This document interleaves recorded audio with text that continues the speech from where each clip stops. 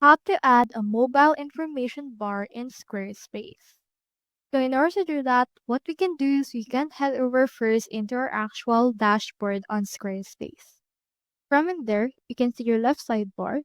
Proceed to click onto the settings right here. Once you're in here, next thing you need to do is to head over and then choose right here your website tools. So from in there, you can find some more options like site promotion, scrollers, and the likes. You can proceed to also click onto this search bar and search in here for mobile information bar.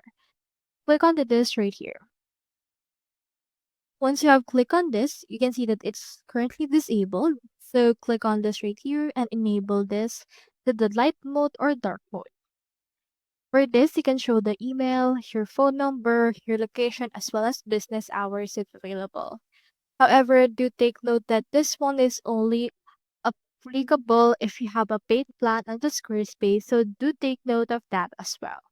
So once you're done, proceed to click on Save right here. So that's how you add mobile information bar in Squarespace. Hope you helped.